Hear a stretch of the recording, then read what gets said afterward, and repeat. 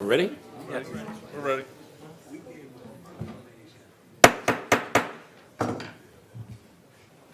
Plaquemine Parish Council, June the 8th, 2023 meeting is now called to order. We'll have roll call.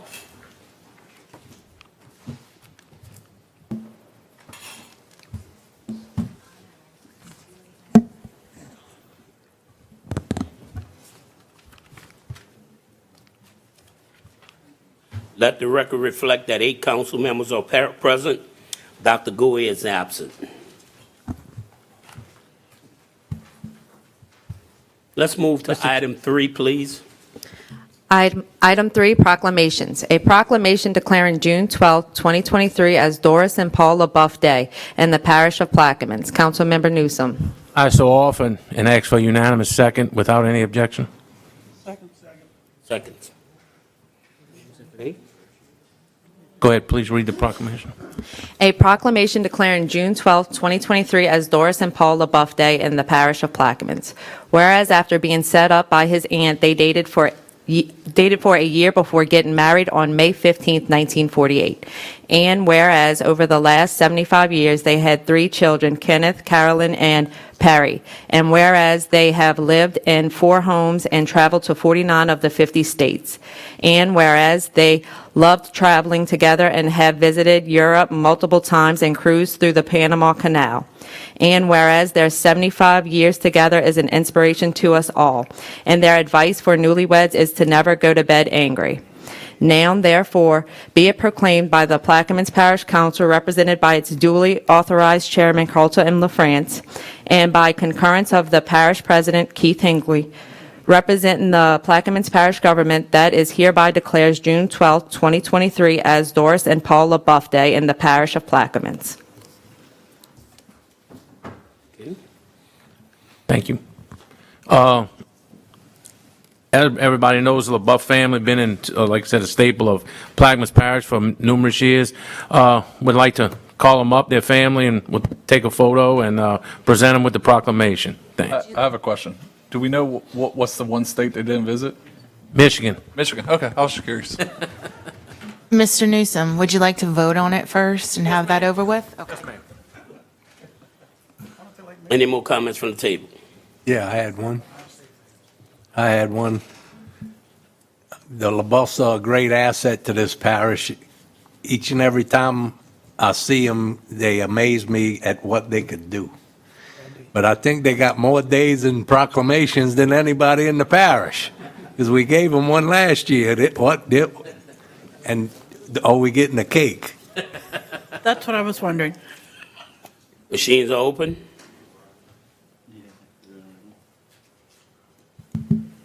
And the measure passes 8-0. Young, come on up, take a photo.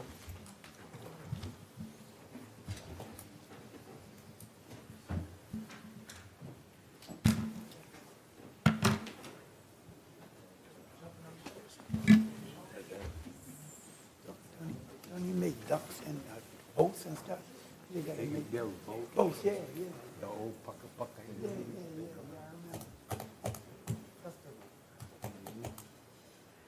No, you gotta come that way.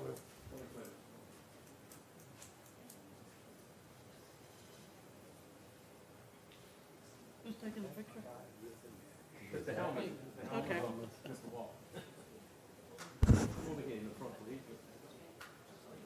Yes, ma'am. Thank you. Thank y'all.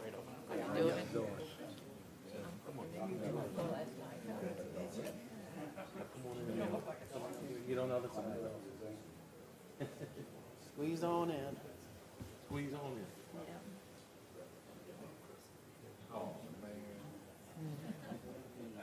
All right, everyone say red velvet. All ready? They win. All right. It's red velvet.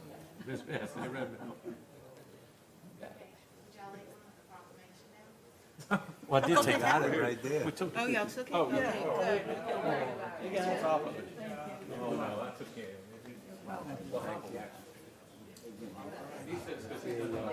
good.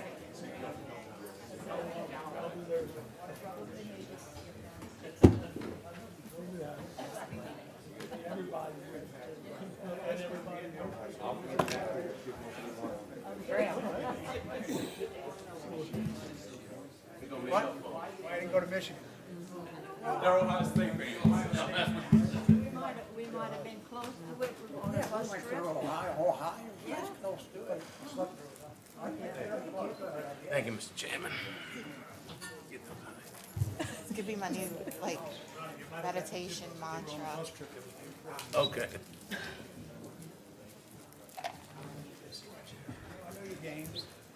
Watch Mitch. 20 seconds to realize. Mr. Chairman, would you like to go back to executive session now? Yes. Item 2, executive session, in accordance with LRS 44171617, to discuss possible prospective litigation regarding the enforcement of Plaquemines Parish ordinances and permits related to coastal projects in Plaquemines Parish, Louisiana. We got To make a motion to add the executive session to the agenda, Second. seconded by Mr. Konovich. Machines are open.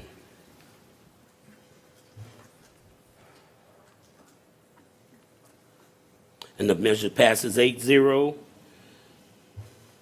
Okay, gotta read it. In accordance with LRS 441617, to discuss possible prospective litigation regarding the enforcement of Plaquemines Parish ordinances and permits related to coastal projects in Plaquemines Parish, Louisiana. I so offered. Second. Second, this is to go in executive session. Machines are open. And the measure passes 8-0. We will go into executive session at 5:09 p.m. We return from executive session at 5:49 p.m. There was no final or binding decision made in executive session. We'll move to item 4, Mr. Chairman. Mr. Chairman. Mr. Chairman, may we move to 9N, please? 9N. Yes, sir. 9N, a resolution giving preliminary approval to the issuance of not to exceed of hurricane recovery revenue notes of the Parish of Plaquemines, State of Louisiana, and providing for other matters in connection therewith. Councilmember LaFrance, and this has changes. You read the changes first?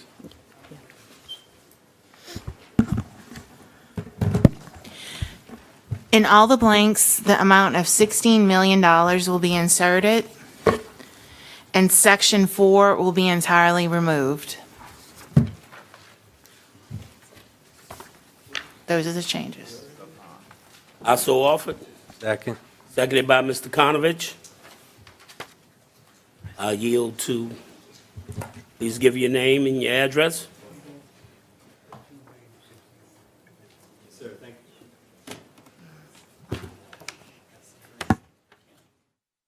Okay, who's messing with that?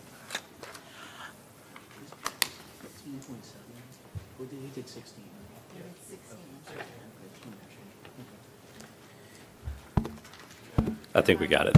Okay, thank you. Thank you, Mr. Chairman, council members. I'm Jason Akers with Foley and Udell, Lee Bressler with Raymond James. Our firm, Foley and Udell, serves as your bond counsel, and in that role, we serve as special counsel retained by you solely for certain purposes. We complement the services provided by Mr. Burris and Mr. Garrett. We don't compete with them. Instead, we just bring a special, particular, I won't use the word expertise, but experience to the table dealing with finance matters. In this particular resolution before you, for not exceeding $16 million of hurricane recovery revenue notes, it's going to authorize the parish to move forward with financing Hurricane Ida improvements. So just very quickly, let me tell you what this resolution does, and then I'm going to spend a couple minutes telling you what this resolution actually does not do. And I'll be very brief, respecting your time, because I know that you've spent a lot of time here already today. But very quickly, this is what we call a parameter resolution. Procedurally, this is required for us to make application to the Louisiana State Bond Commission. Louisiana State Bond Commission approval is required for us to be able to move forward with any issuance of debt for any public entity in the state of Louisiana, including Plaquemines Parish. Louisiana State Bond Commission approves debt on a parameter basis, not exceed principal amount, not exceed interest rate, not exceed term. And so those three are included as not to exceed amounts. I want to be very clear. These are maximum amounts by which the Bond Commission will offer its approval. It also sets forth the source of security for the bonds. It's available revenues. That's a term of art that we use, which encompasses all revenues currently being generated within the parish and revenues to come in through FEMA reimbursements as well. It does not mean that there's going to be an increase in taxes or that any particular taxes are going to be levied solely for the payment of this debt. There's no increase in taxes, no increase in revenues or charges associated with the issuance of these bonds. They're going to be paid solely out of, one, FEMA reimbursements as they come in for the various projects that are ongoing related to Hurricane Ida approvals or improvements, and secondly, out of available revenues, other available revenues that are already being generated. So that's what the resolution does, in addition to retain us as bond counsel and Lee's firm, Raymond James, as your placement agent. What the resolution does not do is, one, commit the parish to anything other than what is included in this resolution and authorizing us to make application to the Bond Commission. It doesn't commit you to moving forward on this financing. It doesn't cost you anything. There's no cost associated with this. I like to joke that Lee and I act like plaintiff's lawyers. We only collect when you get a check, and so we're going to make we don't get a percentage. So we're going to make sure that there's actually a closing that takes place before you owe anything for fees for us associated with that. It doesn't include the specific repayment terms of the notes. So it doesn't say what's going to happen with the FEMA reimbursements when they come in. This resolution does not say what the call features are going to be with respect to the bonds. That's all going to be contained in a subsequent resolution that will come before this council before we're able to close on anything. So this is merely procedural, gives us the authorization to move to the State Bond Commission approval. And with the State Bond Commission approval, we'll be coming back to you after Lee and his firm have done their job and identified a number of lenders that would be interested in purchasing the debt, discuss that with finance and with administration, and provided a breakdown to you of what those particular offers are. And then there will be a subsequent resolution that will be introduced and then adopted in your normal course. That will be the final approval. That'll have more terms in it and more specifications in it that aren't included now. So that is kind of the gist of what this is and what this isn't. I'm happy to answer any questions. Lee, do you want to say anything? Good evening, folks. I'm Lee Bressler with Raymond James, and I'm in the resolution to be hired as a placement agent. And so what we've done already on our own is just talk to a number of different banks to see who might be interested in responding to this. We've identified 6 banks that we think will take a look at the package, and hopefully all of them will respond. And we passed them by your finance director, and she agreed that that was a good list. And so we're ready. We've identified the folks, and we'll just want to go in through a competitive process and have them to all turn in proposals and then decide which is the best proposal available for you all. And so this will be a private placement. There will be no bond rating. There will be no offering document. There'll be a lot less expenses than on a public offering, but we think we can still get a pretty good interest rate. The bond market has been a little bit jumpy lately, but obviously our friends in D.C. passed a budget, raised the debt limit so that they're not going to be in default. And we just heard, Jason just found out that the state just passed their budget, so they're not going to be in default. So that's 2 good things, that the state and federal government are not going to cause shockwaves just through procedural efforts. But we think there's a lot of interest out there for your bonds. The volume has been very low this year, so there's a lot of people looking for paper. And we want to take advantage of that and try to get you all the lowest interest rate possible out there. I'm happy to answer any questions. What to determine our interest rate? Well, like I said, we're going to talk to several banks. We're going to send them a document and say, here's the bond we're trying to sell, and they're going to respond back with an interest rate, and then we'll pick the lowest interest rate with the best terms. Mr. President, that is the estimate of our damage that we are applying for, 16 million. It's more like 28 million because we did the loan of 12 million. Mm-hmm. This is just an additional 16 million right here. Okay, and when if we ever get reimbursement from FEMA, can this money be allocated towards this bond? That's the expectation, is that you will use that money to pay off the bonds. We just don't know how much and when that's coming in, so we have to set it up, give you time, give you 10 years to get it all figured out, and probably, that's the money you'd want to set aside to pay off the bond, since the bond proceeds are going to provide for the funding for those projects that FEMA's planning on reimbursing for. Is But there- they only reimburse, 90%, so some of that's going to still be your money going into that, hopefully just the 10%. Is there any comments from the audience?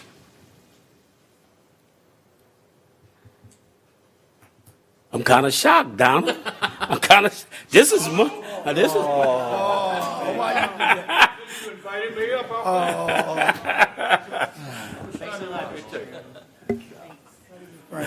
Fred LaFrance. Let me tell you, what y'all are doing is correct.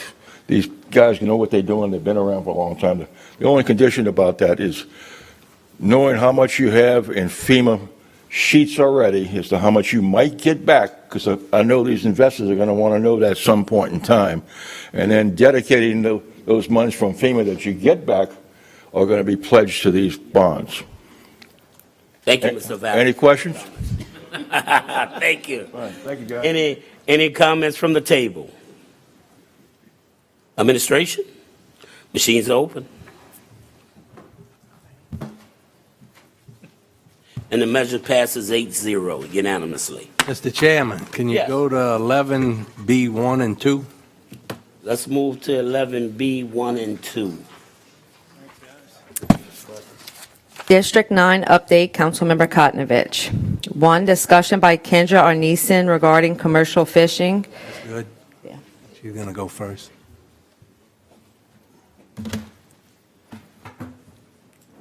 Is this on? Okay. Good afternoon, Mr. Chairman and council members. My name is Captain Kendra Arneson, and I live at 280 Tangelo Drive in Buras, Louisiana. I'm here this evening to talk about the state of our shrimp industry here in Louisiana. I'm also here to talk about the past failures and some potential solutions. I feel like and I believe that in order to know where we're going, we must know where we've been. So I've done quite a bit of research in the respect to foreign imported shrimp coming into this country. As such, what I've learned is that we have had quite a bit of efforts to address this issue. However, I've also learned that there have been some very serious inadequate requests at the federal level. What I mean by this is, say, for instance, in 2003, the Department of Commerce was petitioned to intervene in the sheer level or number of metric tons of imported shrimp that we were bringing into this country collectively. In that attempt, once the intervention was implemented, there was only a small fraction of countries that was actually listed in that implementation. The other 44 were not. So, what resulted from that was the following year behind the implementation in this nation, we collectively imported more shrimp than we had imported the prior year at a lesser rate of tariffs. So researching this, I've learned quite a bit, and what I've realized is we're asking for the wrong thing. A lot of people want to tax imports, and I don't have an issue with that. But what hasn't been asked for, I've seen it nowhere that I've looked, is what's referred to as absolute quota limits. There's a few people with the power of pen, the pop, to make this happen. That's the head of the Department of Commerce, National Marine Fisheries Service, the Department of Agriculture, or the International Trade Commission, along with the U.S. representative. These measures are already in place. We do not need new legislation at the federal level for them to, excuse the phrase, but pull the trigger on this mechanism. As such, I am here today to request the support of Plaquemines Parish Council and the parish president in moving to request intervention by the International Trade Commission. I've drafted a letter outlining the problems and the solutions. I'll provide this letter to all council members and the administration in the coming week. Lastly, I request that the draft be kept completely confidential until this process is complete and it's put out for public notice ahead of this body reconvening, discussion, public comment, and voting as we move forward. I heard the port commissioner speak earlier, or the head of the port, whatever his title is, I apologize. And he said we can't go across the field and hand the other coach our playbook, right? So that's how I want to move on this with you fine folks here. Plaquemines Parish houses the largest commercial fishing fleet in the lower 48 of this nation. We cannot afford to lose this economic engine that is Plaquemines Parish shrimp industry and Louisiana shrimp industry. As such, I ask for your support on this moving forward, and I look forward to working with each and every one of you on this project, and I'll take any questions. Mr. Georgich. Do you think you could provide Mr. Valet with a copy of that? Because if not, we'll never be able to move on it. Absolutely. Mr. Newsom. I want to thank you for coming, enlightening us as council members, administration. Thank you for your efforts. We will support this, at no problem, and it's something that need to be done. So as soon as you can get that information to us, we appreciate it. Thank you. Thank you. Mr. Konovich. Thank you, and anything you need, I'll be here and backing the shrimpers 100%. Thank you. As well as all, will. Thank you. Lastly, I think that it would be I'm sorry, Mr. Chairman. I just want to thank you for your comments, and as you know, we all support our local commercial fishermen. Yes, sir, and thank you all for that, Matt. So lastly, I would like to extend this olive branch for support into other coastal parishes, and I would encourage you to reach out to your colleagues and your friends on other parish councils and within the coastal parishes in order to garner support from those parishes as well. I think, I believe, and I feel that the more support for this from the coastal bodies of government, the more powerful this will be. And I'm here to tell you that the Louisiana shrimp industry is in active, full collapse. I'm not trying to fearmonger. I'm not trying to blow a whistle that doesn't need to be blowed. We lost a Delcrim plant a couple weeks ago. There is a company that is buying up major fishery infrastructure across this entire country. Here in the Gulf of Mexico, they've bought multiple processing plants, which has created an environment that they have massive purchasing power. Parallel with that acquisition list is a drop of price in shrimp, or drop of shrimp price. So I do believe that this is intentionally being done, and the only way to fix this is to encompass all countries of origin that ship and shrimp into this country. But we have to be cautious because we have to respect the trade agreements that are already in place with specific nations. But we need to make sure that when we move forward, and I'll be leaning on the legal department, Mr. Garrett, to make sure that we got all I's dotted and all T's crossed, because everything that I've researched, I've been able to identify loopholes in every attempt that's moved forward. So with that, I thank you for your time. Reverend Everett. Now, I just want to thank the good captain for the great work. To be a woman in the industry, and you manage to always make sure your voice is heard on all this, because it's a men-dominated industry. But I know it's year after year you continue to be in the forefront. So I just want to say, keep up the good fight, my sister. Thank you for that feedback. Thank you. Thank you all. Item 2, please. Discussion of ambulances by Jonathan Camneter. Good evening. I was asked to come in tonight by both Mr. Kognovich and Mr. Jerzevich. Brief explanation of what's going on.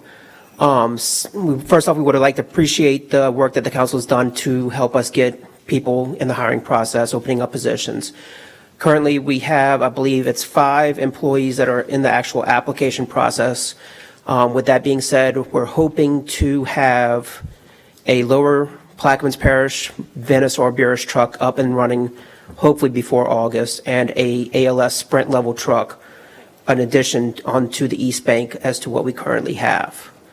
On top of that, myself, I've been taking over the fleet maintenance, and the current administration asked me to kind of look into some of the ambulances and their conditions. Currently in our fleet, we have 2 2008s, which their patient compartments were original 1990s models. They've been cosmetically updated. We have 2 2010s, same situation, 1990s models. We have 2 2019s. They're the original brand new boxes, brand new ambulances. And we have the new truck that was put in service earlier this year on the East Bank. Currently, 2 of the trucks are going to be out of service. As far as the older trucks that we have, one's got a blown engine. It's approximately $29,000 to replace the engine in it because it's such an outdated truck. In addition to that, it's an additional $30,000 to get the AC units up and running in that truck. All of the 08s and 2010s, none of the ACs are working within standard requirements by the state. Unfortunately, after the inspection this year, it was kind of mentioned that we, by inspection next year, need to either come up with a plan to get these trucks up into standards, or we're not going to pass these trucks. With that being said, the 08s and the 2010s, we cannot even get mechanical repair parts for them anymore because they're so outdated. The ACs are not even made anymore.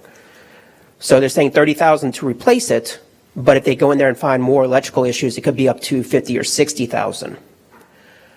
So we went out and asked to get prices on remounting the old trucks on new drive lines. Originally, they quoted us $160,000 per truck. That's without even coming to look at it. We had 2 services come out that do that in the state in the last, I think it's about 5 weeks, and looked at the trucks. That is now up to $225,000 per truck. A brand new ambulance is about $317,000.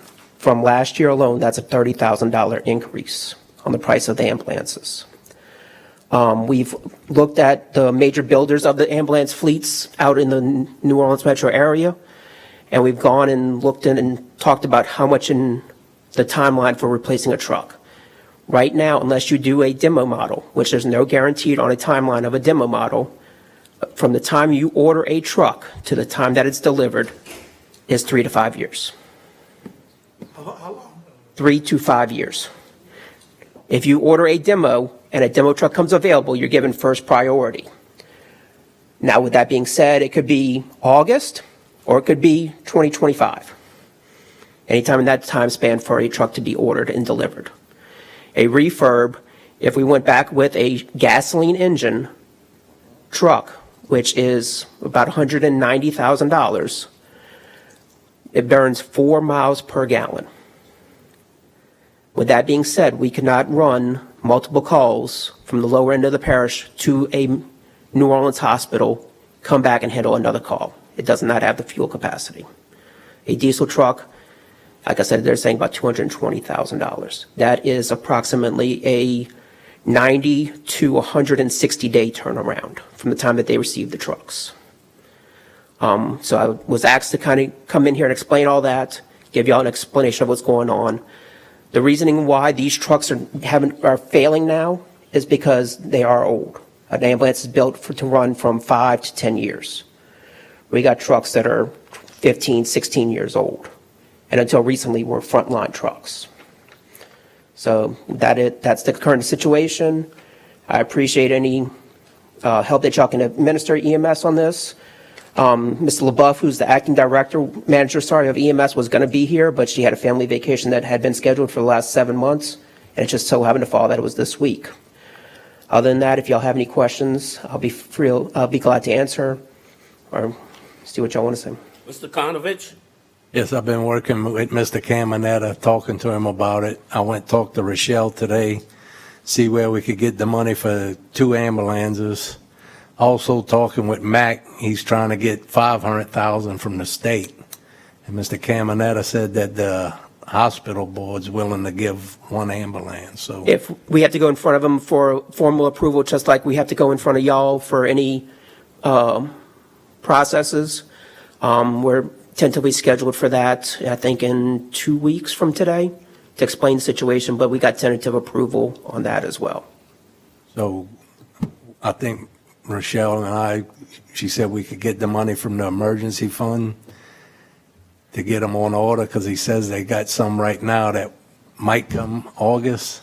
So what they do is they have EMS conventions throughout the United States. Right now, there's 3 trucks that are built on the demo specs of what we're looking at.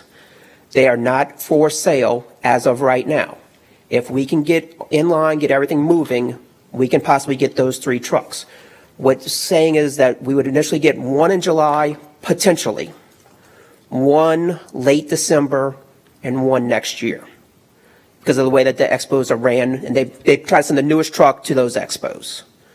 So it wouldn't be paying for 3 trucks right off the bat at one time. It would be basically the initial deposit, then when you receive the truck, you pay it off, then so on and so on. This would probably be the fastest route compared to even a refurb.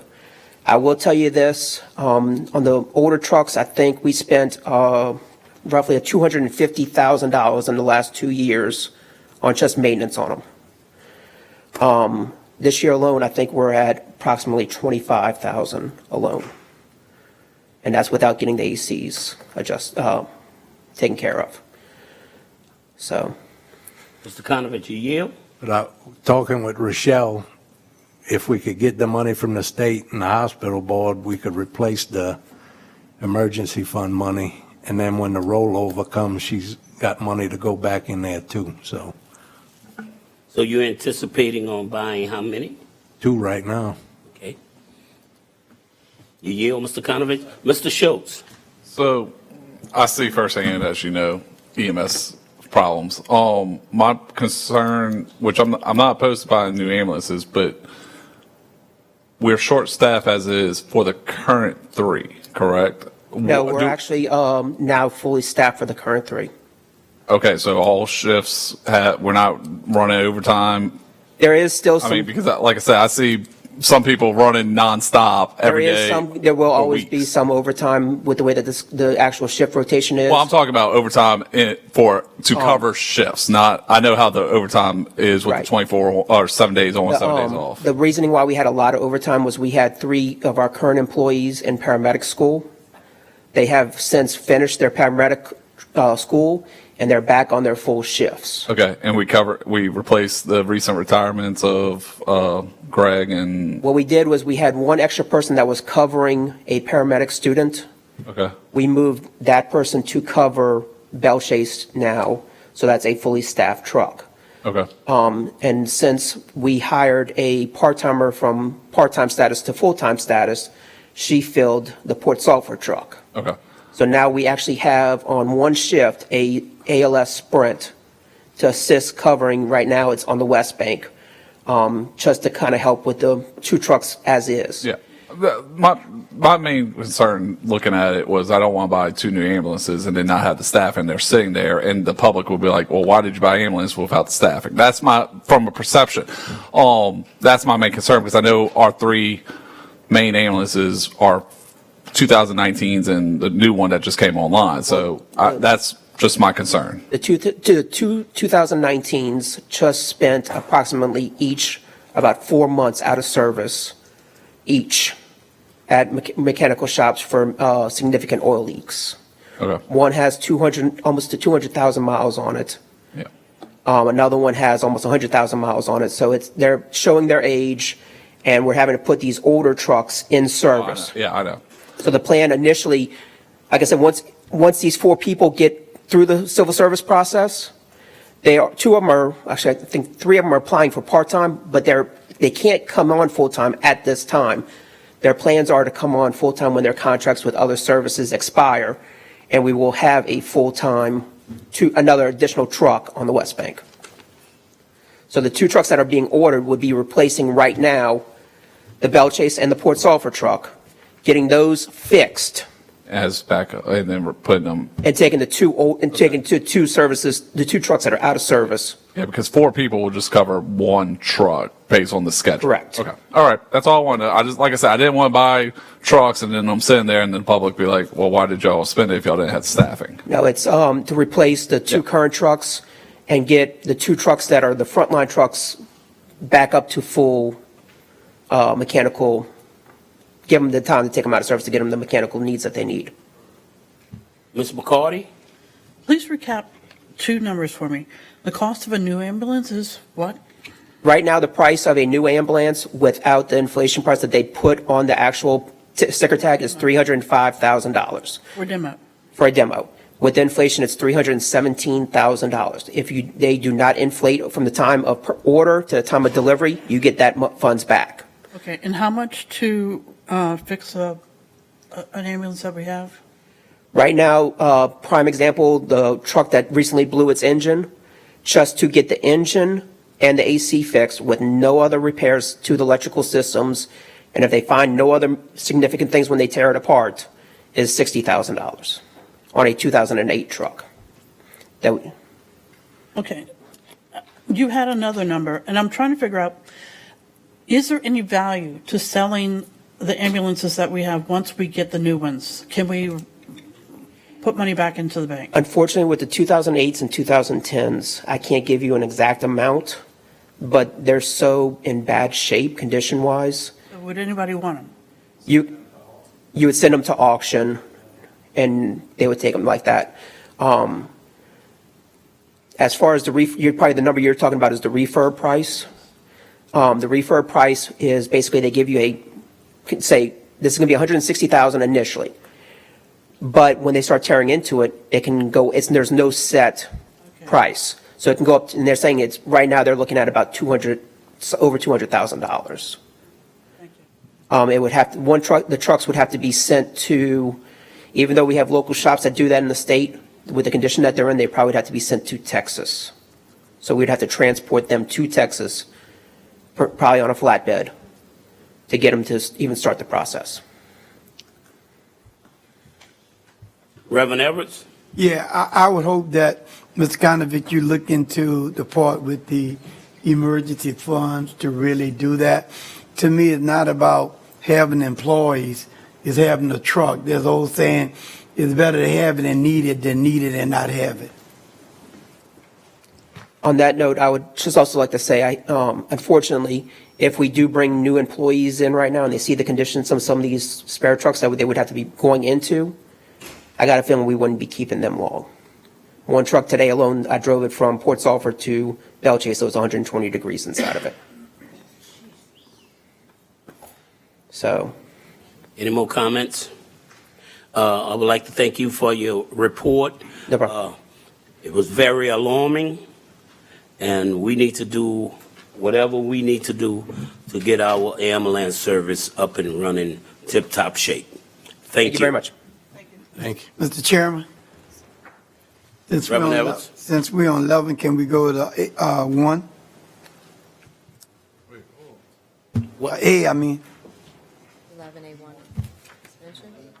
11A1. That's to suspend the Go rules. C first. Let the guy talk.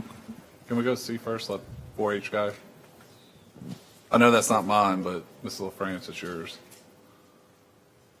Because I know that he's here. I'm fine. Sorry, I didn't. You fine? I'm good. I'm good. Okay. Going to We'll move to item 11C. Update by the 4-H agent for the parish, Derek Landrum, Councilmember LaFrance. I have a presentation. Do I just put that in the laptop or? I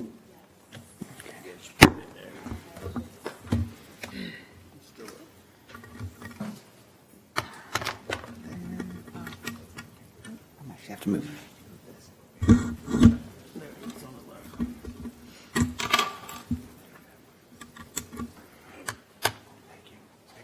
No, I'm good. He's here. Yeah. It makes sense. Yeah, I think I got it. There's a video. Is it going to play sound all right? Okay, it's not till the end. If we have to cut that. You got anything you want to say, Wayne, before I get started? Just first of all, we appreciate y'all's opportunity to come before you. This is, last month we did agriculture, this month we're doing 4-H, and next month we'll do Sea Grant. Yeah, we want to thank y'all for your time. We just wanted to give you an update on, what we've been doing for the year, just so y'all can see where the 4-H program is going. So just to start, it's been a very productive year in 4-H. We have been very busy. We've had club meetings at almost every school in the parish, including the ones on the base, as well as some after-school programs on the base, and a chicken and rabbit club that we started, which is new to the 4-H program. We haven't really had livestock programming in 4-H here in probably 15 years. Can I join that? I like chicken and a rabbit. We always need a hand. Yes, please. We also had a lot more workshops and contests and camps than we did previously, as we kind of keep this ball rolling, recovering from COVID. We had our aquatic education clinics. We had kids go to Challenge Camp, which is for 7th and 8th graders. We had a t-shirt contest to redesign the parish 4-H t-shirt. We've had our cookery contest back, which had a lot of participants. Over 60 kids participated. Shoebox float contest, where they made little Mardi Gras floats out of shoeboxes. We had a student from Buras win that contest. We had our Marsh Dogs camp just last week, and next week we are rolling out to 4-H summer camp and then 4-H university the week following, which is for high schoolers. We also had some really cool trips. We went to the aquarium. We had 4-H night with the Pelicans, which had over 130 people from the parish attend. And we had 2 schools attend the Ag Magic on the River at Dockville Farms. So, in clubs this year, we've been mostly working on STEM and environmental activities. We learned about alligators and snake biology. We actually brought a live alligator, if you see that middle picture, to class where students are able to kind of get hands-on and learn about alligators in the parish. They always get a real good kick out of that. We reached over 250 kids at 7 schools and 1 after-school program. And like I said, we started our Chicken and Rabbit Club. We had about 5 to 15 kids attend the meetings, depending on when the meeting was. And we had 3 actually show their animals at a livestock show that we held at Belle Chase Middle School. Camp is rolling. We're getting back full steam with camp. We had a lot of kids come to our summer camp last year. We had some kids come to Challenge Camp in the fall. This is just some photos of the different activities. A couple things I wanted to highlight is that one of our Boothville Venice elementary students won the Respect Award. That's her in the pink there holding up that little sign, because the camp staff there had determined that she was the most respectful camper that week, was always very respectful of all the camp staff. And then we also had 2 students complete their hunter safety education. We had our fishing clinics. Those are always very popular. We hold them at the Myrtle Grove Marina. 127 kids attended from 4 different schools, ranging from 4th to 12th grade. They had a lot of fun. They learned about fishing, fishing regulations, how to fish, without breaking any rules. And they just had a blast. We had our cookery contest, which is the first time we've held that since pre-COVID. 60 dishes were submitted. 100 4-Hers were educated on a variety of topics because, while we're tasting all the dishes, it takes time.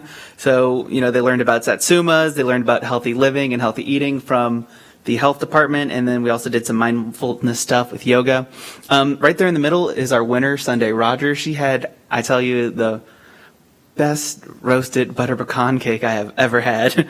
And probably would have won at the regional contest. It came down to a little technicality on some presentation stuff, but she had the highest taste score. We also had someone get 2nd place at the regional contest for her stuffed bell peppers.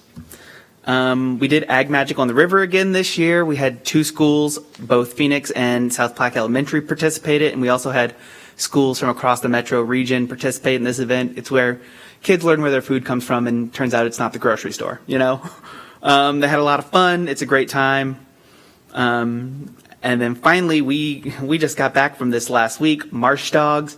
It's where we take high schoolers from Plaquemines and St. Bernard Parish, because Mr. Wayne also is a 4-H agent over there, and we teach them all about the commercial fishing industry, the wetlands, the wetland projects that are being done to help restore the wetlands. They do some water quality survey tests. They learn how to throw a cast net. They learn about roseocane. It's a really good time. And if the volume works, I have some quick videos that we took of the students kind of last night. They're a little tired, but they were kind of telling us what they learned and what they enjoyed about Marsh Dogs. So hopefully this will work. Oh, wait, what happened there? Well, he's sideways. Let's see if we can get some tech support on this. Is there a way we can get the volume working? Okay.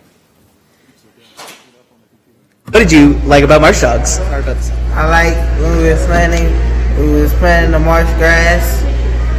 It was very fun, and we was swimming a little bit too. Awesome. And what did you learn at Marsh Dogs? I learned about the animals and the oil production and about the salinity in the water. Awesome. So that was Tayden from Phoenix. Yes. And then we have Haley East. Hi, Haley. what did you like about Marsh Dogs? I have to say that my favorite thing about Marsh Dogs was going to many different places and learning many different things. And what did you learn? I learned how important coastal restoration is. Awesome. So, like I said, we kind of went over coastal restoration and a lot about the importance of the wetlands over here, the marshes, swamps, etc. Anything you want to add, Wayne? All right, well, thank you all for your time. You have any questions, comments, concerns, donations? I would like to thank Derek and Mr. Wayne for your presentation. Thank y'all. Thank y'all so much. Thank you everything for what y'all do for our kids in Plaquemine Parish. Thank y'all. Okay, we'll move to item 11A1. You make a motion for suspension? I'd like to make a motion to suspend the rules. Okay. A resolution urging the Plaquemines Parish Civil Service Board to direct the Plaquemines Parish Civil Service Director to attend a public meeting for the purpose of making a presentation on the process of applying for and being hired to a position in the classified service, and otherwise to provide with respect thereto. Councilmember Edwards.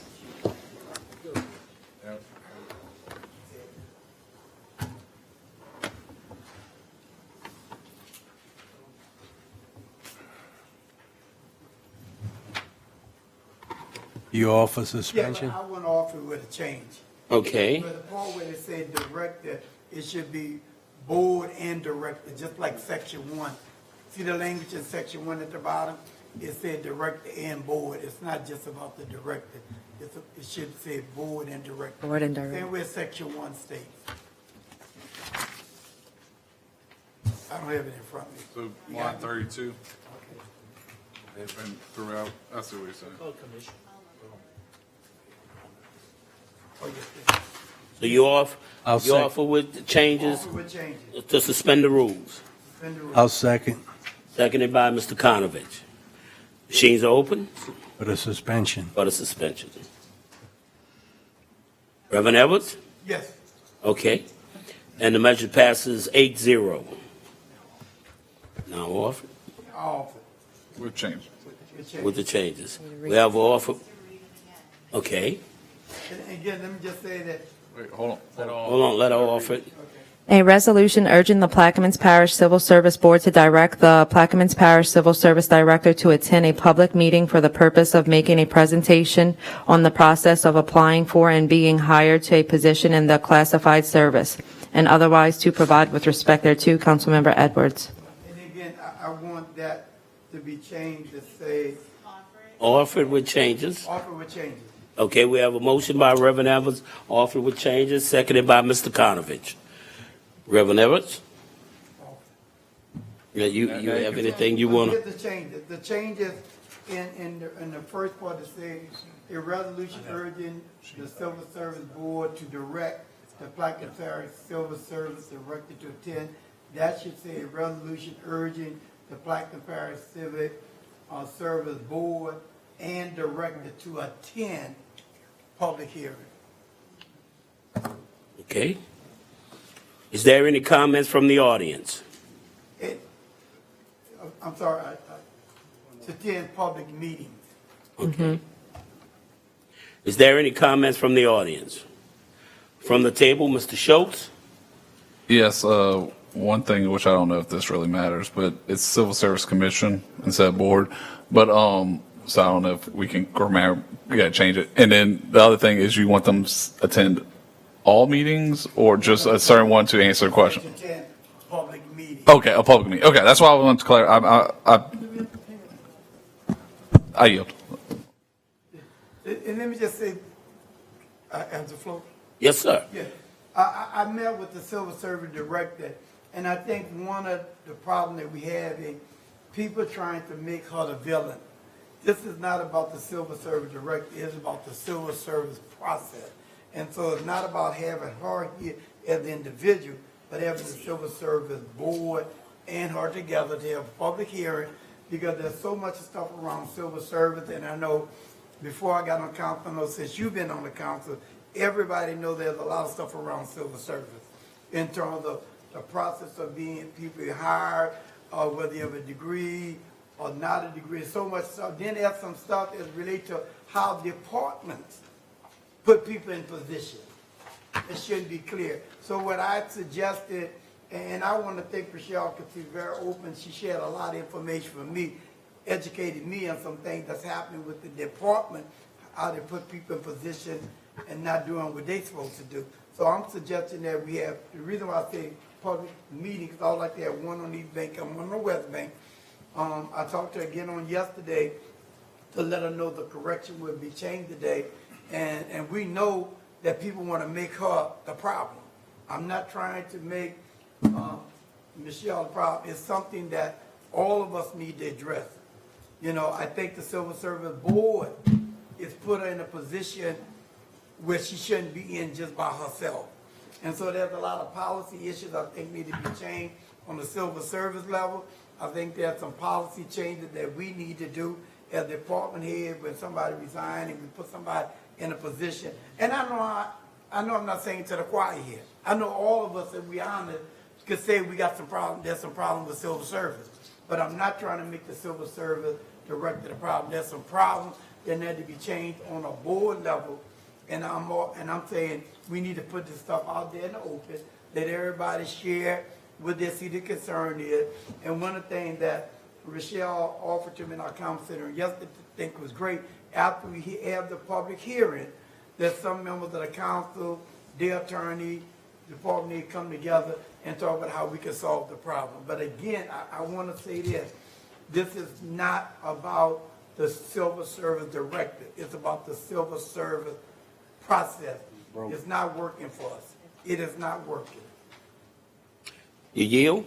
Yes. Yes. Any more comments from the table? Administration? Machine's open.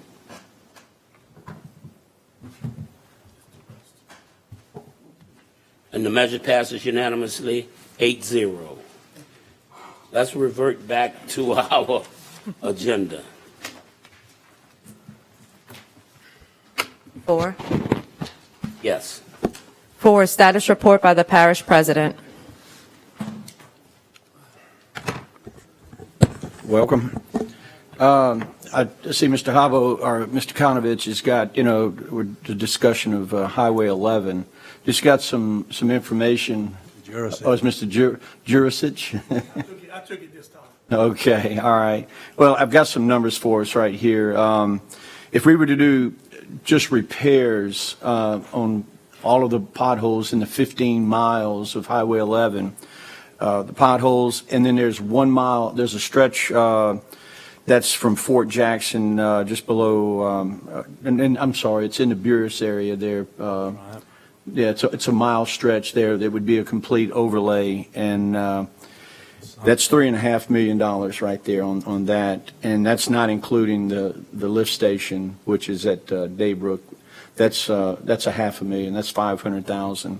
Now, if we were to take, and which is probably the most critical area right now, is the Empire Bridge to the cemetery, to Our Lady of Good Harbor Cemetery.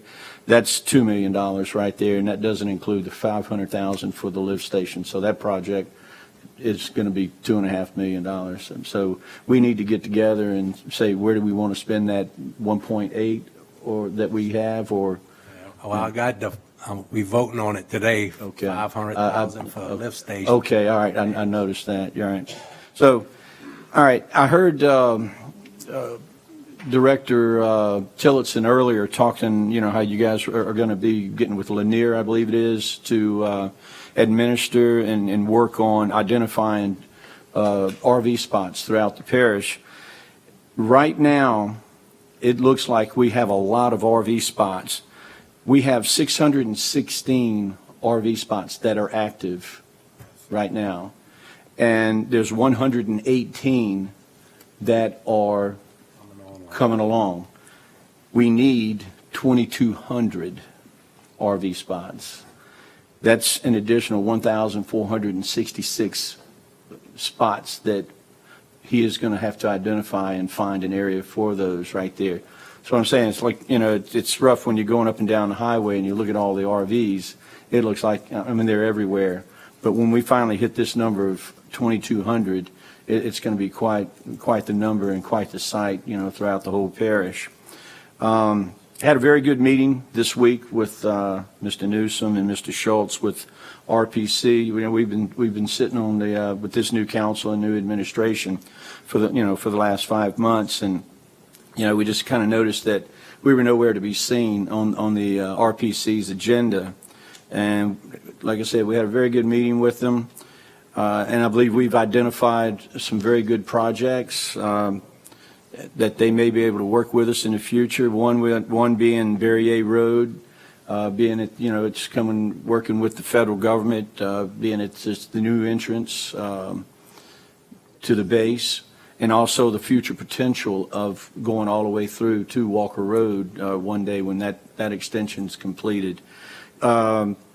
East Bayou Road, where maybe the potential of being able to get that blacktopped because of the location to the big pump station in the back there. Also, as an economic driver, Highway 11, because of Daybook Fisheries right there. So RPC, their first line of responsibility goes to Ravina Road on the west bank, and then it stops. Where was it on the east bank? Past the the flood wall, basically, right to the ferry landing. Ferry landing. That's it. But because of there's multiple offices within the RPC, and because of Daybrook Fisheries being an economic driver here for the parish right there, that's where they can extend their services down and try to find more monies for Highway 11. So hopefully that'll work right there in the future. And also the bypass road, getting back with BKI and getting that back on the front page, as I heard earlier you guys were talking about with the rail, which SP and all of that right there. So that's really moving pretty good and forward as we're speaking here today too. So that's about it for that right there. I'd like to thank Mr. Konovich for his efforts this past weekend on the cleanup of Fort Jackson. I understand it went really well. It was a good turnout right there. Good for that. And also, I'm going to open this up for Miss McCarty because there's been some flyers being put on some doors on what we call, I guess what I always refer to as the old neighborhood on the north side of the canal. Pertaining to the closing of certain roads and everything like that. So I'm done with mine. So if Mr. McCarty wants to Thank you, Mr. elaborate. Today I was informed by residents, not by Plenary, that a notice was placed on the doors of some of the people who live on East and West X Street. Christian, can you put up the flyer, please? We have a copy of it. And I have talked with Plenary, asking them to inform me about things like this, because obviously this went to an art designer and to a printer, and they knew that this was going to occur. But I still did not get notice in advance. So in a conversation with them today, they did say that they do not have a set date for the closure of East and West X Street, but that they will send out more information 2 weeks prior to closing the road so that we can prepare, that we will have some notification. Now, the people in the neighborhood of Fort St. Leon North will only have Burmaster as a way to get in and out, and the traffic light right now is currently not set to be active until the end of August. So I'm going to talk with them about trying to coordinate the closure of those two streets with the opening of the operation of the traffic light. In the meantime, I guess I also want to let the people in that neighborhood know that we have been trying to get intersection signs and slow down signs for the people who are going down Highway 23. It's just been a high hurdle, but I've tried many avenues, so I'm still working on it. Bottom line, before they close the street, Plenary has promised to let us know 2 weeks prior. Thank you. Mr. Konovich? Yes, I'd like to thank the administration for the loaning of the equipment for the cleanup day. Had about 50 people showed up to volunteer. I was going to thank Lacey. She was the only one that came from this audience. Oh, the excuses. But thank y'all. And Mr. Jurich?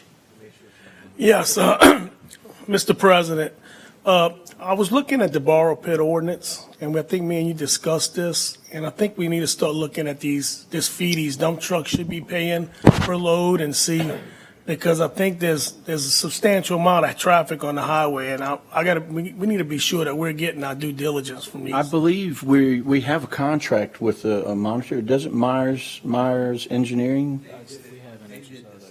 They did the study? Okay. nobody's out there. I mean, Okay. We have a Well- lot of trucks. I think we're missing out on something. Yeah, I know. I mean, that was a good light bulb that went on, turned on right there when you did say that, when you look at all those dump trucks on Highway 23. I So, tried to yeah. count the dollars the other day and I couldn't keep up. Oh, no. Anyway, let's work on trying to get that monitored. Reverend Edwards? Yeah, I want to thank President Hinckley, first of all, for offering the invitation to go down to the marina in Venice. It was great excitement. I slept in Venice for the first time in my life, so that was historical, but it was a great event. I really enjoyed myself, and coming up, I was looking at the amount of RV they got, but I especially want to thank these two gentlemen on the end, Jeff and Bill, for the enormous amount of work they've been doing on East Bank. They just brought the asphalt and all the stuff to start the work on the Reverend Griffin Center, the work in the park. I mean, the community of East Bank is so excited for the amount of attention that this administration has given to the East Bank. Some things we've been trying to do for 3 years, this administration came in 6 months and did it. So again, I just, on behalf of the East Bank, we want to thank you, especially, I'm not trying to take things, I know you're the boss, but these two gentlemen on the end, Bill, I think he's trying to move over there. He's over there so regularly. And Jeff, every time I look at that, but I really want to thank you for the kind of attention that these banks have received from this administration.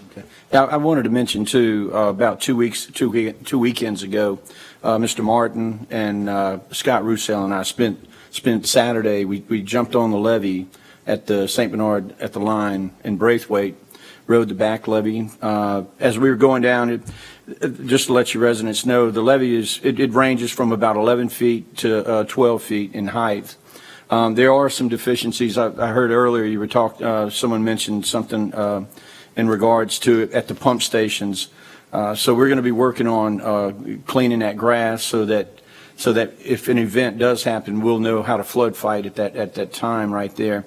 There are some in that area. There was some. We saw hogs running down the levee, and there are some holes. So we've identified the holes. We're working on that, and then from there we jumped on from the White Ditch to Phoenix. We are getting numbers and prices together. So I may be coming to you guys here. Maybe introducing something. We'd like to put about 3 inches of limestone on the road from White Ditch to Phoenix or Phoenix to White Ditch so that we can, should an event happen, we can get out of there, safely.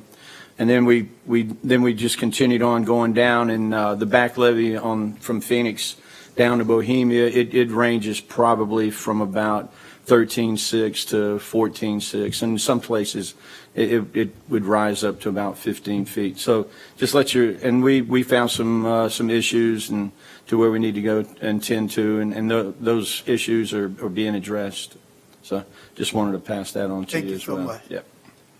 Mr. President, where are we with getting the levee ready for hurricane season from, say, Grand Elevator South? Well, we're working on those as well. I mean, we'll work on the East Bank. We'll come to the West Bank, and we're all over the place, really. Yeah. I just want to mention it's grass season and grass starting to get high. Oh yeah. Okay, Ms. LaHaye. Mrs. LaHaye. Yes. If I may, I'd like to address the Fort St. Leon closure of X Street, east and west. I live Fort St. Leon, as you know.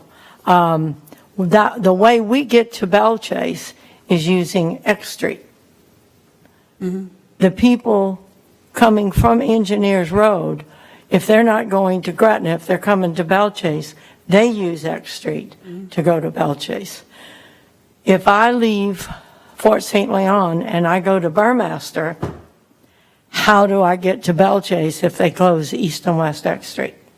To my knowledge, we're going to have to take a right to go north and then turn around and come back south. Well, when you do that, and I've tried that. Trouble is, in front of the service station, when you turn, make that U-turn where they made that turnaround, I think, for the bus, then you have traffic coming on your side here that you have to try, because you're perpendicular to them.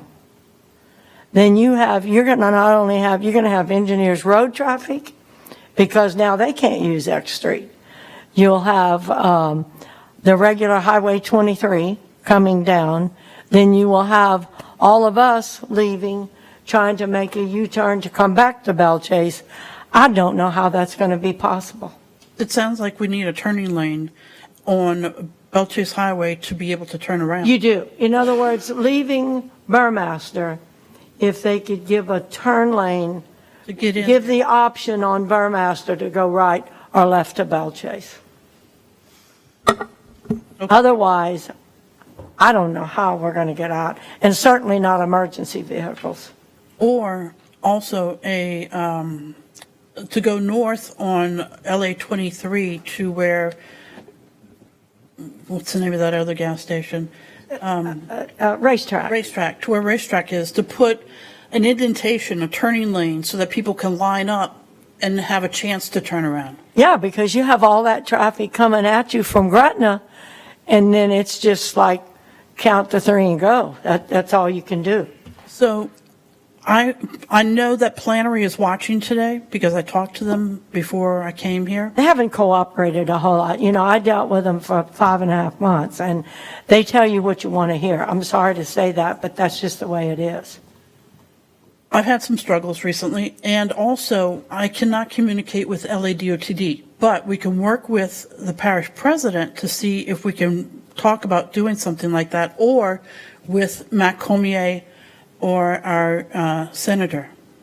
Yeah, it's just something, because if you're closing east and west X, there's going to be a terrible, or a potential for a terrible accident. Because of all the excessive traffic coming into the parish for all of the construction, LNG, venture oil, all of that. You have the dump trucks coming both directions. So right now, we just kind of like, you just have to dart out. And I'm trying to slow down that traffic. I'm trying to get intersection lanes that say that there's an intersection coming up before the intersection. And I was told that we could not do that in a construction zone, but I'm still going to work on it. Okay, I'd appreciate that, because that will be, well, I don't know how I'll go to Belle Chase, because I take X Street and turn left and go into the tunnel. Me and everybody else.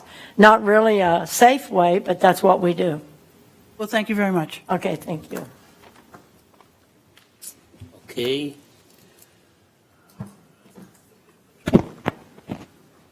We'll move to item 4A. Update by charter directors. Just a little bit on ops side. We speak all the time, so everything's moving along. We're hopping from district to district. If something in particular pops up, call me like you would normally do. I do want to apologize for not getting you the pump station report yet. It's a couple of days behind. You will have that tomorrow. It is going to be a positive thing when you see it. It's got a bunch of improvements, a bunch of pump stations that were next to nothing. In District 1, the Bel Air that was at 0% should be at 100% next week. There's two other ones in the same boat. It's going from one extreme to the other pretty quick, so that's a plus. But apologies for not getting it to you sooner, but you'll have it tomorrow at the latest. Thank you. I'll reiterate what Billy said. We talk. Y'all don't have an issue with reaching out to us at any time. Our doors and phones are always open. Couple of projects going on right now. Reverend Edwards mentioned the Percy Griffin Center. Port Sulphur Government Building, we're going to be moving forward. Hopefully next week they'll mobilize the equipment to get started on that roof. We're getting some quotes on both YMCA pools down the road in Buras and Port Sulphur. Hopefully we could get that started here. And it's been a pretty rough couple of weeks for Inframark. We've had multiple water leaks, water breaks. And I just want to say those guys are very quick to respond.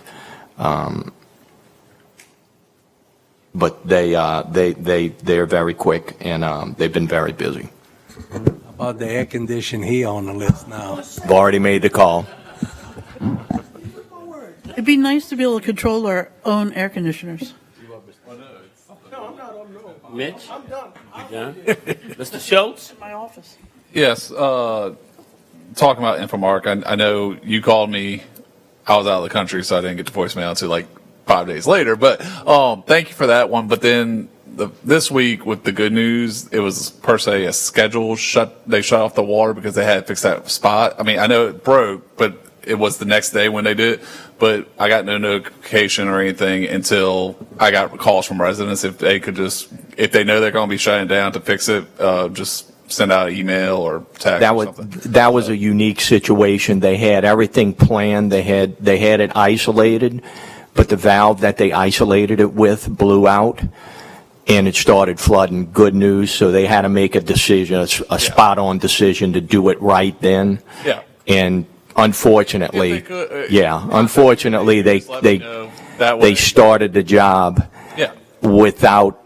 Because I didn't find out about it until a resident called, and it was already shut off for an hour. That was a unique situation. They had to make a call and do it right then and there. But like I said, the week before, you called me saying, hey, there's an outage, and it's going to be out. So I thank you for that. But just, that's it. No other problems. Just one more thing. I would thank Ronnie and Mitch for last night. I thought they had an event or a town hall at the middle school for half of the parish in District 6 there, 6 and 8 there. But it was good. We had Sheriff Turlich was there, Director Tillotson was there, and the crowd, I think they were very well pleased with everything that's going on right now. And if I could, we got John Helmers here with the Coastal. Before you bring them up, also, Mr. President, when you have time, I would like to set up a meeting with residents from Wood Park and Lake Hermitage. They are dealing with the water pressure, airboat noise, internet service, the dust from the construction, speeding on the highway, on Lake Hermitage Highway. I got the complaint today, so let's see if we can get a time available, and we'll set up a meeting. Okay. If you would send that email, forward that to Ms. Carter. Okay. And we'll get that set up between our offices right there. Okay, thank you. You bet. Mr. Helmer, you're in the hot seat. I'm in the hot seat. All right. First off, Point Celeste Pump Station, President Hinckley and I have met numerous times with CPRA and the Corps. There has been language identified in WRDA 2022 that's going to allow the Corps to take $50 million and do the upgrades and refurbish, or as the Colonel says, rehab the pump stations.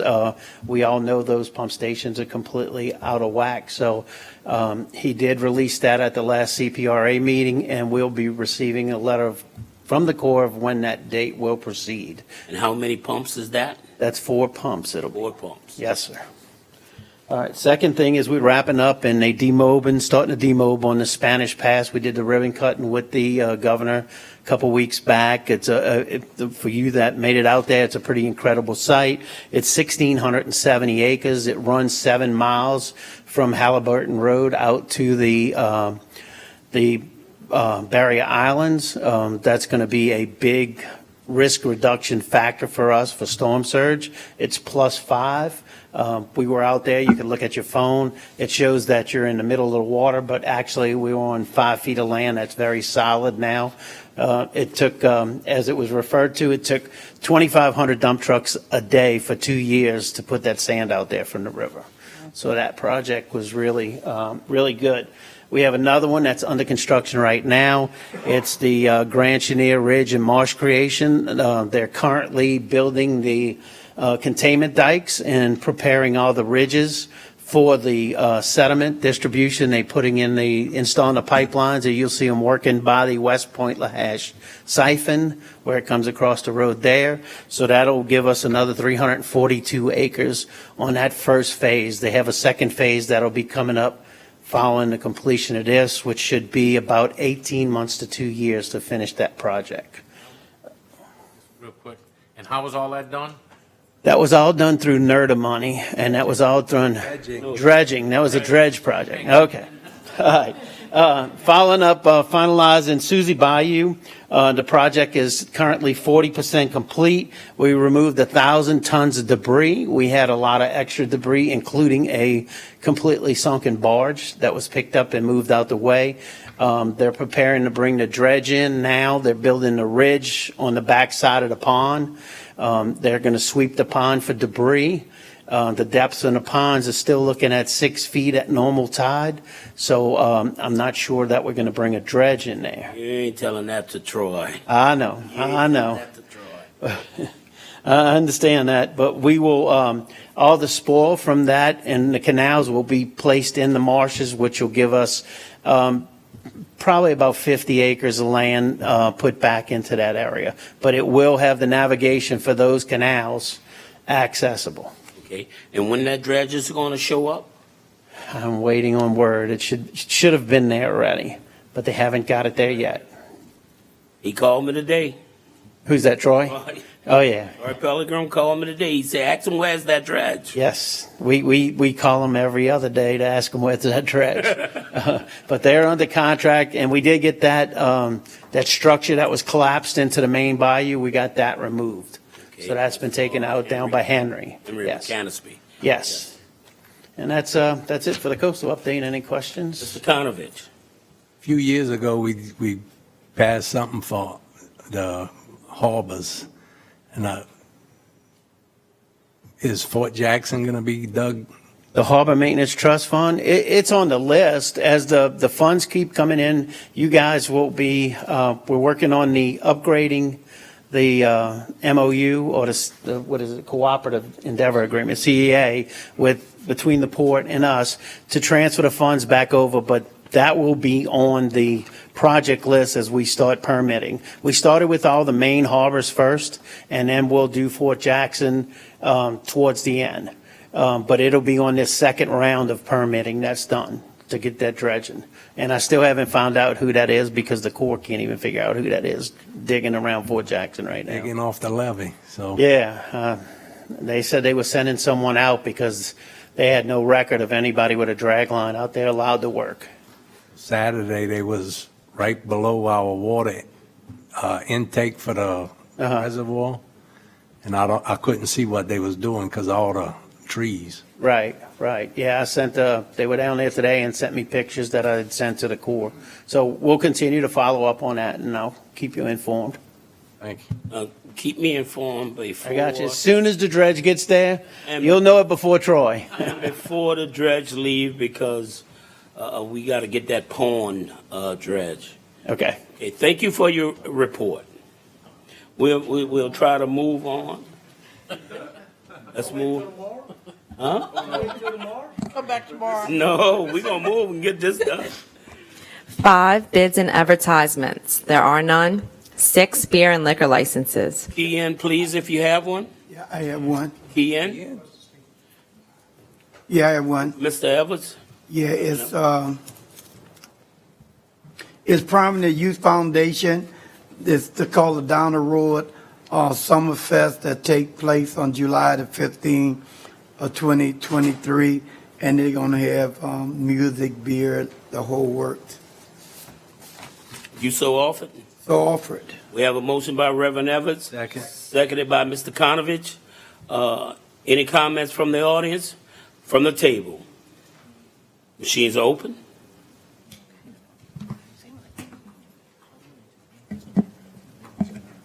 And the measure passes 7-4. Mr. One not- Schultz stepped. Let the record reflect that Mr. Schultz has left the table.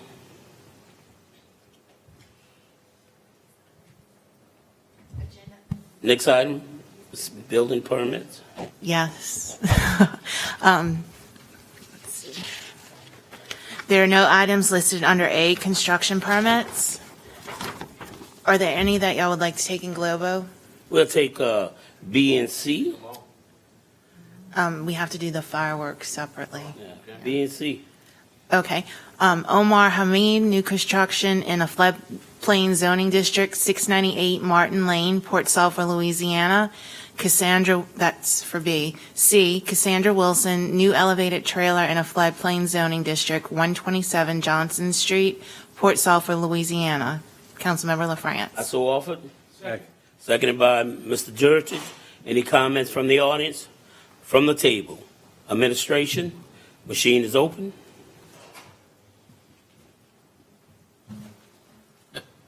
And the measure passes unanimously, 8-0. Let the record reflect that Mr. Schultz is back at the table. Would you like to take D and E together? Yes, ma'am. Let's take D. E and Globo. D, TLC Novelty Fireworks Stand Renewal for 2023, 8480 Highway 23, Belchase, Louisiana, Councilmember Schultz. E, Cardinal Fireworks Stand Renewal for 2023, 215 Avenue G, Belchase, Louisiana, and this one is for Councilmember Gooey. We got a motion by Mr. Schultz. Seconded by Mr. Newsom. Any comments from the audience? From the table? Administration, machines open. And the measure passes unanimously, 8-0. Item F is deferred. We'll move to item 8. Introduction of ordinances and resolutions. We have a few. The following are for Councilmember LaFrance.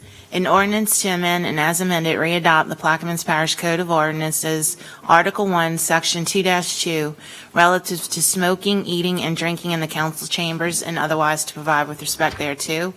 A resolution declaring Monday, July 3rd, a legal holiday and a day of public rest in the parish of Plaquemines for the Plaquemines Parish government and otherwise to provide with respect thereto. An ordinance to amend and as amended readopt the Plaquemines Parish Code of Ordinances, Article 2, Chapter 3, members of the Plaquemines Parish Council Conduct of Business, Section 2-19.1B, pertaining to deadlines and otherwise to provide with respect thereto. This one is for Councilmember Councilmember Champagne.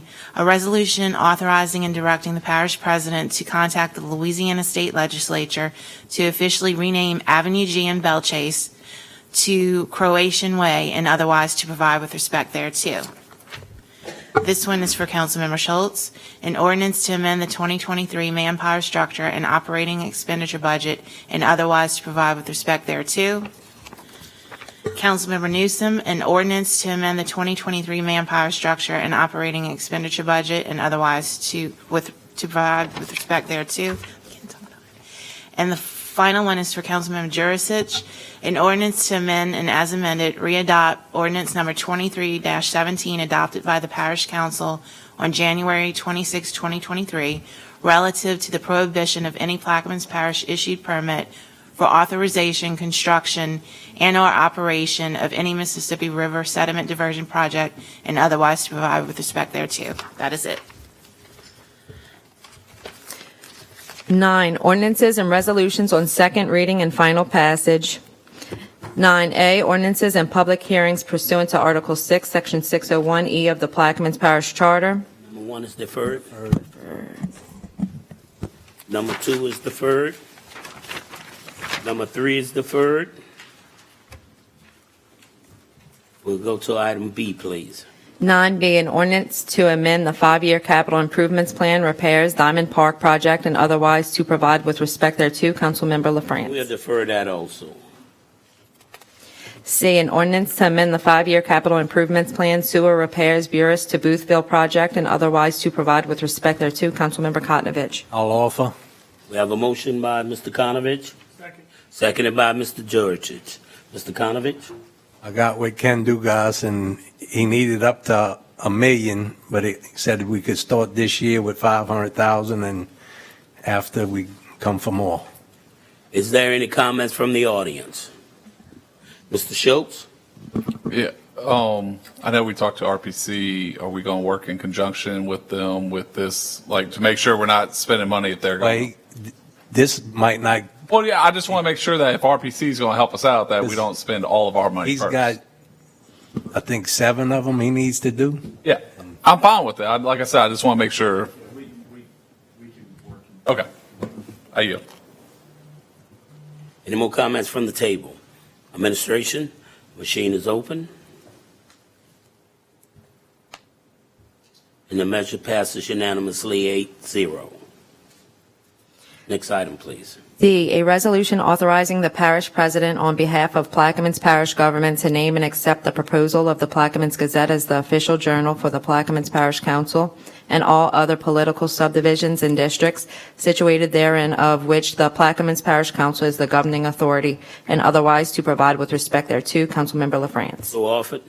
Second. Seconded by Mr. Konovich. Any comments from the audience? From the table?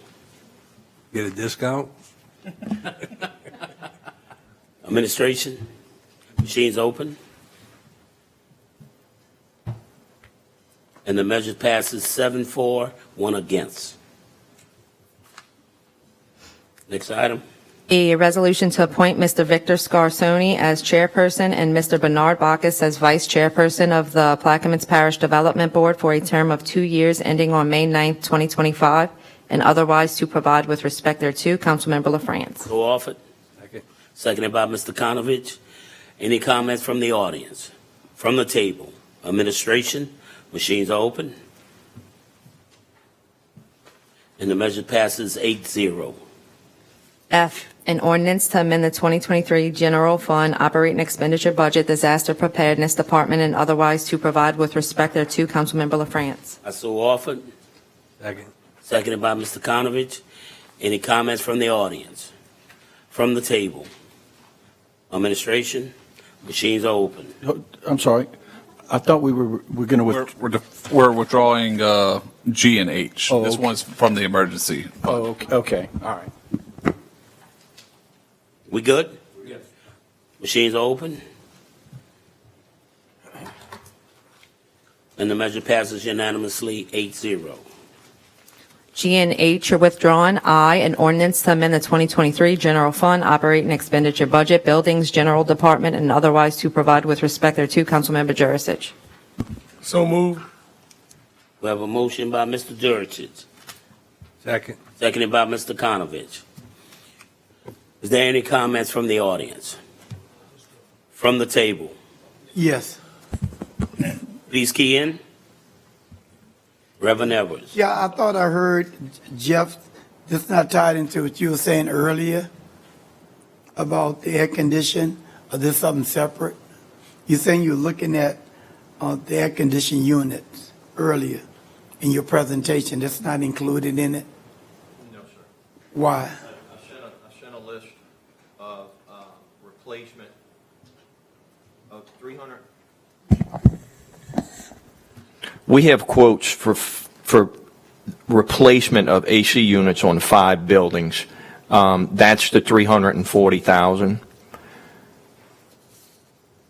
I think I sent you all an email outlining that. The 75,000, we're essentially beginning June, and the buildings has already gone through about 72% of their, over 70% of their budget. And most of that is on AC repairs, and we're only in June, so I'm anticipating getting through the year, getting through the summer, actually. Are we gonna have to come back for ordinance for this building? I hope not. Let me ask you. That's for a replacement on the post over YMCA? Yes, sir. Yes, sir. We just put 2 new units in there. Or is none of them under warranty? We put $90,000 in it? It was 100. Yeah. A year. How long ago? A year ago, maybe. Who had the most? I'll check on that. Yeah, because they should be under warranty. Thank you. Any more comments from the table? Mr. Newsom? With that information, if we appropriate this money and move, can we just, if it's not needed, can we just move it back? Is that what happened? Okay, thank you. Any more comments from the table? Administration? Machines are open. And the measure passes unanimously, 8-0. Next item, please. J, an ordinance to amend and as amended to readopt the Plaquemines Parish Code of Ordinances, Chapter 2, Section 217, Rules for Transaction of Business before the Council, Rule 11, and otherwise to provide with respect thereto. Councilmember Jurisic. I offer. Second. Seconded by, we have a motion by Mr. Georges, seconded by Mr. Konovich. Any comments from the audience? Of course. Are we going to call this the Don Valet ordinance? That would be cute, Mr. Juris. And I know you like being cute, and I don't mind laughing with you. However, this affects you. This is something you did, not to me. I hate to see you all institute any type of procedures that limit any of the public, and particularly you all as a councilman who are going to govern and direct our laws, not to have good dialogue. And I can tell you, you have a great chairman up here. He's more than capable of managing a meeting and eliminating any unuseless discussion and keeping the subject to the issues at hand. I hate to see you, and I don't know the necessity of it. I know at one time there was discussion about there was nothing that covered the exceptions at the end in the district meetings and stuff, but a good chairman can run your meeting. And that's all I got to say. Thank you, Mr. Valle, for those compliments. Mr. Schultz. So looking through the rules and comparing this to ordinance, is this just to address what? Yeah, is this just addressing the updates at the end, verifying? That's what this is addressing? It's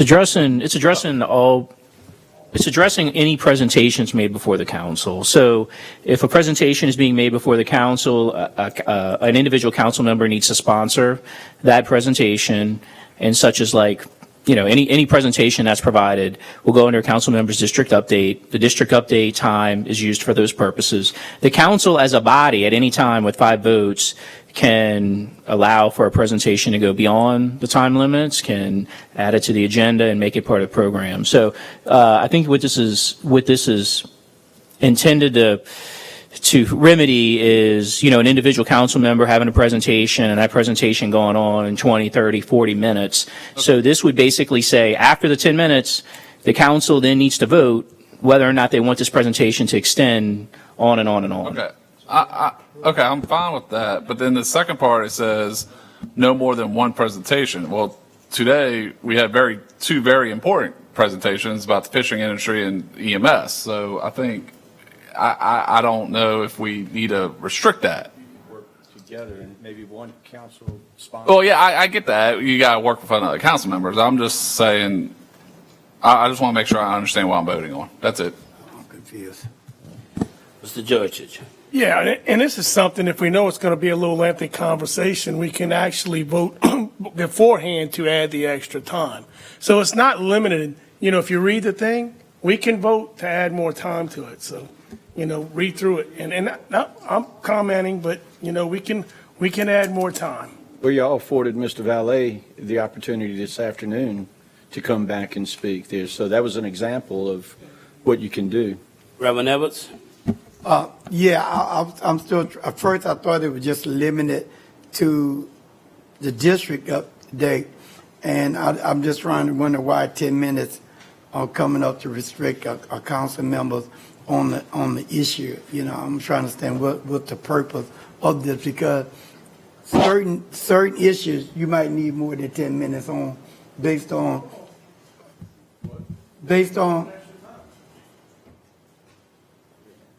what the issue is. So I'm definitely not, not in favor of this of doing it, because I mean, if this were passed, the only thing I would have to do is get 5 community people and give them 3 minutes apiece to say what I needed to say. I just don't think we need to be stretch it 10 minutes. If it's, if you say 20 minutes, I'll go along with it, but 10 minutes, I know, I'm totally against it.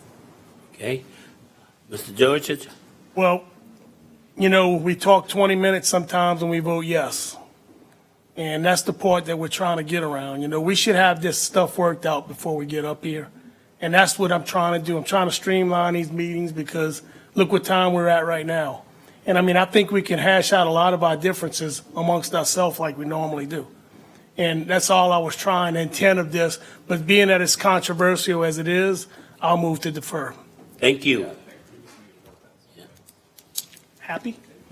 We move to the next item, please. K, an ordinance directing the Plaquemines Parish Government Finance Department on the appropriation of the firefighting fund capital outlay maintenance designation and otherwise to provide with respect thereto. Councilmember Schultz. I offer. We have a motion by Mr. Schultz, Second. seconded by Ms. McCarty. Is there any comments from the audience? From the table? I'm sorry, hold on. What are you acting So- for, Schultz? Okay, so basically what this is going to do is, at the end of the year for rollover, after the audit, is for the fire department designate 35% of rollover funds only. It's not going to affect the budget or anything like that, to a capital outlay maintenance designation. That way it takes out of that 35% out of undesignated, unreserved, and it will actually kind of solve the problems we're having now with your fire station, Ms. McCarty's fire station. And if something that happened in the future, we have this capital outlay designation that we can just, if we need building repairs almost immediately, we can move it from here instead of having find money from undesignated, unreserved. And this is basically setting us up for the future because for fire department, our main expense is buildings and equipment. So this is instead of just putting all the money from rollover or amounts from rollover into the undesignated, unreserved, this is setting some aside for future projects. Does that answer your question? Yeah, but I'll be for that, not just for the fire department. I think we ought to do it for all. Not That's the next, I have the next one as the next ordinance. Is there any more comments from the table? Administration, machines are open. And the measure passes unanimously, 8-0. Next item, please. L, an ordinance directing the Plaquemines Parish Government Finance Department on the appropriation of the parish surplus designated fund balance and otherwise to provide with respect thereto. Councilmember Schultz. I offer. We have a motion by Mr. Schultz, seconded by Ms. McCarty. Mr. Schultz? So it's the same thing, however, it's not 35%, it's 20% here. The 35% from fire was talked with over Mr. Butcher, and he wanted to set aside some extra. 20%, that way, if there's ever an emergency or anything like that, we have funds set aside for that emergency or whatever. And because in my opinion, for far too long, if something happened, we relied on special funding, ARPA funding, BP, and all this. This is setting us up for the future, hopefully. That way, if we ever have a loss in revenue or something, we have funds set aside to fill that gap until we can figure out long-term planning how to replace that revenue. Mr. Schultz, Mr. Newsom? you spoke, it said 20, it is 25, correct? That's what the, Yeah, I forgot we did up it because I withdrew it and then reintroduced it. So yeah, we did change that. 25. My correction. Mr. Konovich? What is going into? This will go into that parish surplus fund that we renamed earlier this year. That way, it has the 2/3 majority vote tied to it. That way, What do they roll the money into now? Because it goes emergency, buildings. It goes back into the unreserved, undesignated. certain funds, So this is after all allocations, what's ever left goes into unreserved, undesignated now. We got that But- kind of money rolling over. We got extra. Well, with the sales tax, the reason I'm thinking is we have increased sales tax right now for the next couple of years. So that way we can get some future protections to protect ourselves in the future. But we still have a lot of rollover to do the projects that we've been talking about along with this. It's to build, we know right now sales taxes are very high because of Venture Global, because of the bridge working, and we know sales tax won't be high forever. And so until Venture Global's ITEP exemption runs out, towards the year 9, 10, 11, we may not have all the sales tax coming in. So the purpose is to create like a little piggy bank where that money goes through. Yes, exactly, a rainy day fund. Right, basically a rainy day fund. I don't like using that term, but that's what it is. And this is basically to protect us when we have a gap, a drop in revenue, and gets us through that gap. Mr. Champagne. Yeah, Councilman Schultz, is this a best practice that you've seen amongst other municipalities? I've seen it different ways. I've seen straight up stabilization funds where they put 2% in every year and there is no cap. Whether revenue's high or not, it goes that way. This isn't as restrictive as stabilization funds, but I have seen it done in different parishes and government agencies. Thank you. I only bring that up because you had this conversation with me, and I think it's important that our constituents hear why you're doing it, because it's very well thought out, and I think it pertains to a bright future for us. That's why I asked you that. I already knew the answer, but thank you for making sure our constituency out there got to hear your logic behind that. Thank you. I yield. Reverend Edwards. Yeah, I just think it should be consistent with the first one, and where the fire had more than the other ones. I just think it should be consistent. That's my only problem. Fire's sole base is sales tax. That's why the number's higher. Correct. The fire department is funded solely through sales tax. And so that number is higher because that's the only revenues they get. The parish is funded with a much more variety of revenues, ad valorem. Okay. And I also didn't want to take that additional 10%. That answer's good enough. Yeah. No, that answer's good enough. Any more comments from the table? Administration, machines open. And the measure passes unanimously 8-0. I think we have to go to item 10. Not going to go to M? M is deferred. Deferred? M is deferred. Okay. 10, approval of the minutes from the May 25th, 2023 regular meeting. We have a motion by Mr. Conovich, seconded by Mr. Jurich. Any comments from the audience, the table, administration, machines open. Reverend Edwards? And the measure passes unanimously, 8-0. We have, you want to make a comment before we go? We have a motion to. We already got the district. 8 Okay, updates. we have a motion by Mr. Schultz for adjournment. Seconded by Mr. Newsom. Machines are open. And the measure passes unanimously, 8-0. We'll have adjournment at 7:24 p.m.